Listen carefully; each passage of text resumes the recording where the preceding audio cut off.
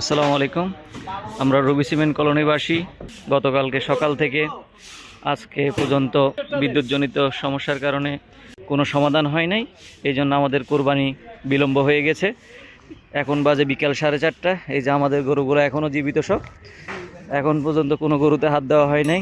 এই ছেলেপেলে সবাই বসে আছে কখন বিদ্যুৎ আসবে, কখন গরুগুলা কোরবানি দিবে। এই দেখেন কালকে সেই সন্ধ্যা 8টা থেকে শুরু করে এখন পর্যন্ত জুনাইদ অবিরত কাজ করতেছে, অবিরাম কাজ করতেছে। এই যে জাকারিয়া এখন পর্যন্ত গরু মাংস খাইতে না পারে, বেচারা চেহারা শুকিয়ে গেছে। সায়ান জোর করে দাওয়াত নিয়ে খাইয়ে আসছে এখন। এই দেখেন এই হচ্ছে আমাদের অবস্থা। এই যে পিডিবির গাড়ি সে সকাল থেকে এসে বসে আছে আমাদের এখানে, কিন্তু এখন পর্যন্ত কোনো সমাধানে আমরা পৌঁছাতে পারিনি।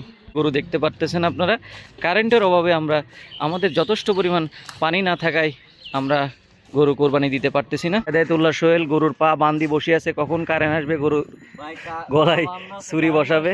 হ্যাঁ, আপনারা দেখতে পারতেছেন এই যে প্রত্যেকটা গরু এখনও পর্যন্ত হায়াত আল্লাহ বাঁচা রাখছে।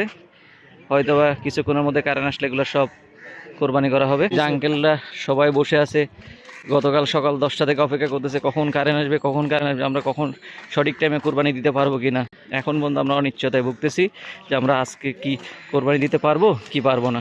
ইনশাল্লাহ যদি সব কিছু ঠিকঠাক থাকে কালকে সকালে ইনশাল্লাহ আমরা কোরবানি দিতেছেন। আজকে কোরবানি দেওয়ার জন্য সকল ধরনের প্রস্তুতি নিয়ে রাখা হয়েছিল, কিন্তু কারেন্টের অভাবে, পর্যাপ্ত পরিমাণ পানি না থাকার অভাবে আমরা যথাসময়ে কোরবানি দিতে পারিনি। সিমেন্ট কলোনির ইতিহাসে এই প্রথম এরকম ঘটনার সম্মুখীন হলাম আমরা। তো ইনশাল্লাহ আল্লাহর উপরে ভরসা রেখে আমরা আমাদের কাজ করে যাচ্ছি। ইনশাল্লাহ যত দ্রুত সম্ভব যদি কারেন্ট ব্যবস্থা হয় আমরা গরু কোরবানি দেওয়ার ব্যবস্থায় করবো ইনশাল্লাহ।